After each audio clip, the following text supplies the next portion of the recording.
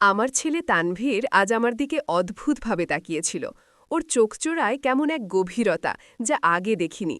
রান্নাঘরের কোনায় দাঁড়িয়ে আমি কেবল তার দিকে তাকিয়েছিলাম, আর সে যেন আমার ভেতরের সব না বলা কথাগুলো পড়ে ফেলছিল। বুকের ভেতরটা ধুকপুক করে উঠল, একটা অচেনা অনুভূতি আমাকে গ্রাস করল। সে এগিয়ে এসে নরম গলায় বলল, মা, তুমি জানো তুমি কত সুন্দর। আমার হাত থেকে চামচটা প্রায় পড়েই যাচ্ছিল। আমার হৃদয় দ্রুত স্পন্দিত হতে লাগল।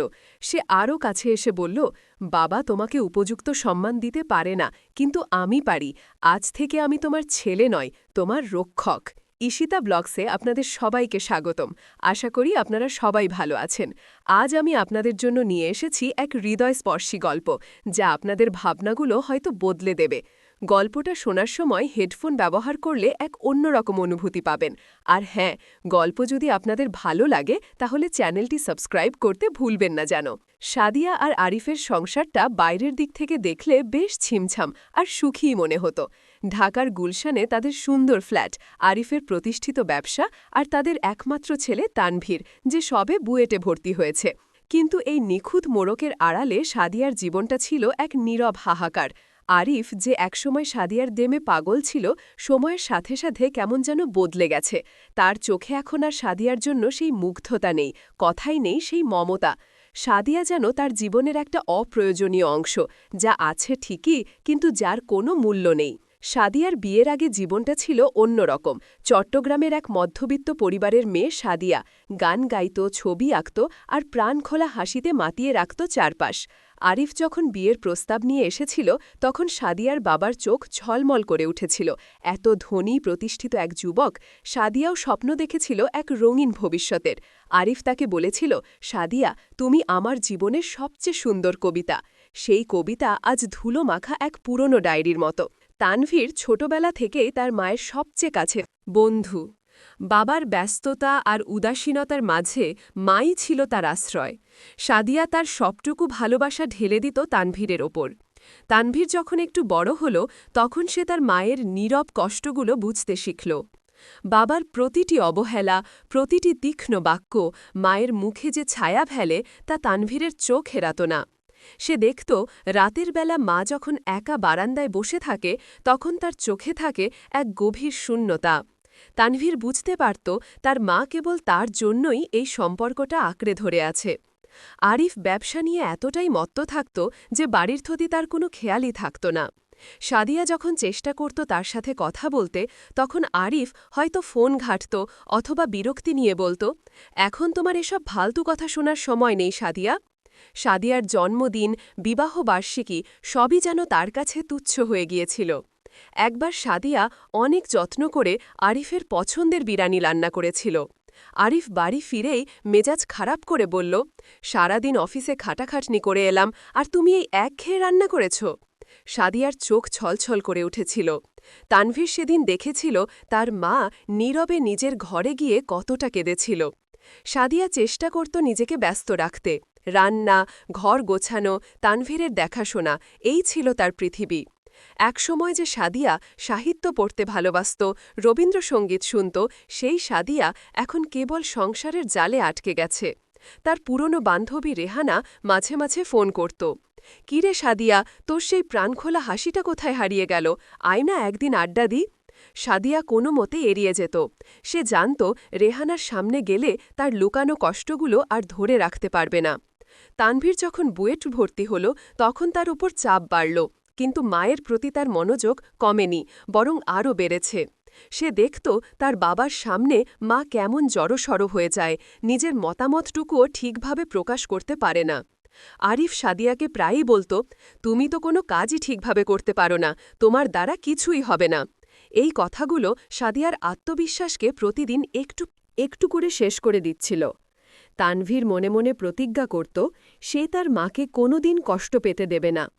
কয়েক মাস আগের ঘটনা। আরিফের অফিসের এক পার্টি ছিল। সাদিয়াকে আরিফ প্রায় জোর করেই নিয়ে গিয়েছিল। সাদিয়া এক সাধারণ শাড়ি পরেছিল, আর আরিফ তাকে দেখে নাক সিটকেছিল।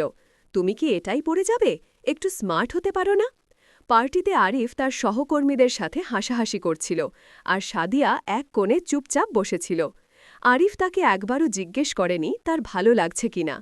সেদিন বাড়ি ফেরার পথে সাদিয়া গাড়ি থেকে বাইরে তাকিয়েছিল। ঢাকার ঝলমলে নিয়ন আলো তার চোখে পড়ছিল না, তার চোখে ছিল শুধু অশ্রু। তানভীর সেদিন গাড়ির পেছনের সিটে বসেছিল।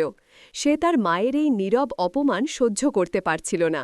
তার মনে হচ্ছিল তার বাবা তার মাকে এভাবে কেন অপমান করছে, কেন তার মায়ের মূল্য বুঝতে পারছে না। আজ সকালে আরিফ সিলেট গিয়েছিল ব্যবসার কাজে। সাদিয়া তানভীরের জন্য সকালের নাস্তা তৈরি করছিল। তানভীর এসে মায়ের পাশে দাঁড়াল। সাদিয়ার পরনে ছিল একটি সাধারণ সুতির শাড়ি, চুলগুলো আলতো করে খোপা করা। তার কপালে কয়েকটি চিন্তার রেখা, কিন্তু তার মুখের পেলবতা, তার চোখের গভীরতা তানভীরকে মুগ্ধ করছিল। তার মায়ের বয়স হলেও তার মধ্যে এক অজানা সৌন্দর্য ছিল, যা আরিফ কোনোদিন উপলব্ধি করতে পারেনি। তানভীর দেখল তার হাতে একটু হলুদ লেগে আছে, শাড়িটাও একটু নোংরা হয়েছে রান্না করতে গিয়ে, কিন্তু এই সবই তার কাছে মায়ের পরিশ্রম, মায়ের ভালোবাসার প্রতীক। তানভীর হঠাৎ করে তার মায়ের দিকে অদ্ভুতভাবে তাকাল। সাদিয়া চমকে উঠল। এই দৃষ্টিতে ছিল গভীরতা, ছিল এক নতুন প্রতিজ্ঞা। সে যেন তার মাকে প্রথমবার দেখছে। সাদিয়া অস্বস্তি বোধ করল। কি রে বাবা, এভাবে কি দেখছিস? তোর নাস্তা ঠান্ডা হয়ে যাচ্ছে। তানভীর কোনো উত্তর দিল না, শুধু এগিয়ে এলো। তার চোখে ছিল এক দৃঢ় সংকল্প। সে সাদিয়ার কাঁধে হাত রাখল। তার হাতের স্পর্শে সাদিয়া কেঁপে উঠল। তানভীরের চোখ তখন জলে ভেজা, কিন্তু তার কণ্ঠে ছিল অদম্য সাহস। সে বলল, মা, তুমি জানো তুমি কত সুন্দর। তোমার এই হাতগুলো আমাকে খাইয়েছে, এই চোখগুলো আমার জন্য রাত জেগেছে, তোমার এই মনটা শুধু আমার ভালো চেয়েছে। বাবা তোমাকে উপযুক্ত সম্মান দিতে পারে না, কিন্তু আমি পারি। আজ থেকে আমি তোমার ছেলে নয়, তোমার রক্ষক। সাদিয়ান হাত থেকে চামচটা টং করে মেঝের ওপর পড়ল। তার সারা শরীর কাঁপছিল। সে কি ঠিক শুনছে? তার ছেলে, তার ছোট্ট তানভীর আজ এমন কথা বলছে। তার চোখে এক মিশ্র অনুভূতি, ভয়, বিস্ময় আর এক অনাবিল ভালোবাসা। তার চোখেও জল এসে গেল। তানভীর, তুই এ কি বলছিস বাবা? সে কোনো মতে উচ্চারণ করল। তানভীর তার মাকে 2 হাত দিয়ে জড়িয়ে ধরল। আমি সত্যি বলছি মা, আমি আর দেখতে পারব না তোমাকে এভাবে কষ্ট পেতে। বাবা তোমাকে যা দিচ্ছে না, আমি তোমাকে তা দেব, সম্মান, ভালোবাসা আর সুরক্ষা। সাদিয়া ফুপিয়ে কেঁদে উঠল। এই কান্না অনেক দিনের জমানো কষ্ট, অভিমান আর ভালোবাসার মিশ্রণ। তানভীর তাকে আরও শক্ত করে ধরে রাখল, তার পিঠে হাত বুলিয়ে দিতে লাগল। কেঁদো না মা, তুমি আর একা নও, আমি আছি তোমার সাথে। সেদিনের পর থেকে সাদিয়ার জীবনে এক নতুন অধ্যায়ের সূচনা হল। তানভীর কেবল মুখে বলেনি, সে সত্যি তার মায়ের রক্ষক হয়ে উঠল। সে আরিফের সামনে মায়ের আত্মসম্মান রক্ষা করত। আরিফ যখন সাদিয়াকে কোনো কথা বলত, তানভীর বিনয়ের সাথে কিন্তু দৃঢ়ভাবে সেটার প্রতিবাদ করত। বাবা, মায়ের সাথে এভাবে কথা বলা ঠিক নয়। আরিফ প্রথমে অবাক হয়েছিল, তারপর বিরক্ত, কিন্তু তানভীরের দৃঢ়তার সামনে সে যেন কেমন অসহায় হয়ে পড়ত। তানভীর তার মাকে আবার পুরনো সাদিয়ায় ফিরিয়ে আনার চেষ্টা করল। সে মায়ের জন্য পুরনো ছবির অ্যালবাম নিয়ে আসত, তাদের পুরনো দিনের গল্পগুলো মনে করিয়ে দিত, সাদিয়াকে আবার গান গাইতে উৎসাহিত করত। এক বিকেলে তানভীর সাদিয়াকে জোর করে নিয়ে গেল রবীন্দ্র সরোবরে। সাদিয়া প্রথমে রাজি হচ্ছিল না, আমার এসব ভালো লাগে না রে বাবা। কিন্তু তানভীরের পীড়াপিড়িতে সে রাজি হল। সেখানে গিয়ে সাদিয়া দেখল তানভীর তার জন্য একটি ক্যানভাস আর রং নিয়ে এসেছে। মা, তুমি তো ছবি আঁকতে ভালোবাসতে, চলো আজ আবার আঁকো। সাদিয়া দ্বিধা নিয়ে তুলি ধরল। অনেকদিন পর তুলির স্পর্শে তার হাত কাঁপছিল, কিন্তু কিছুক্ষণ পর সে যেন হারিয়ে গেল রঙের দুনিয়ায়। তার চোখে মুখে এক অদ্ভুত শান্তি। তানভীর দূরে দাঁড়িয়ে তার মাকে দেখছিল। তার ঠোঁটে ছিল এক তৃপ্তির হাসি।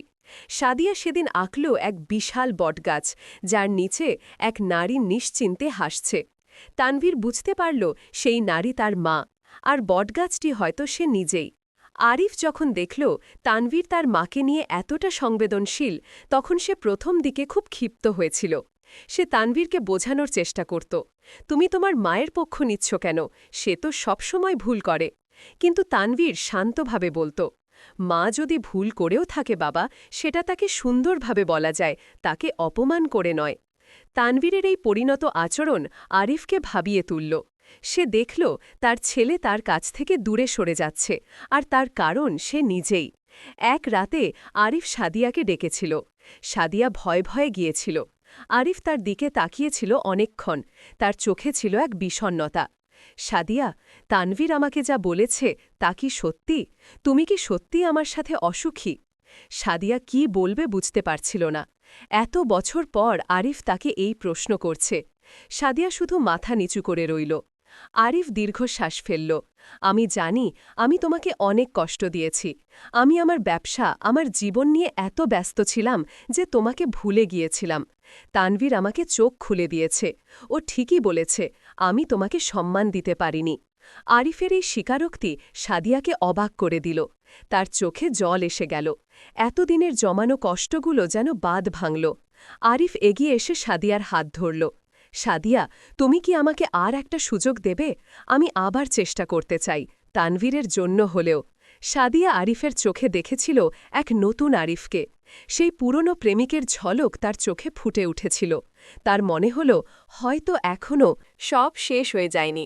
হয়তো তানভীরের এই দৃঢ় পদক্ষেপ তাদের ভাঙ্গা সম্পর্কটাকে আবার জোড়া লাগাতে সাহায্য করবে। পরের দিন সকালে সাদিয়া যখন নাস্তা তৈরি করছিল, তখন আরিফ এসে পেছন থেকে তাকে জড়িয়ে ধরল। সাদিয়া চমকে উঠল।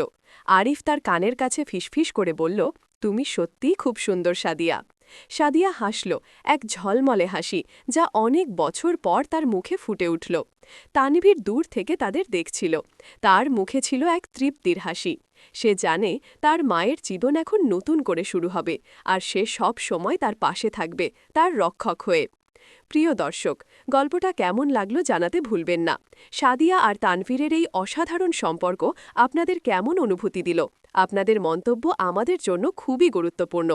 গল্পটি ভালো লাগলে লাইক করবেন, শেয়ার করবেন, আর অবশ্যই ঈশিতা ভ্লগ সাবস্ক্রাইব করে আমাদের সাথে থাকবেন। দেখা হবে পরের গল্পে।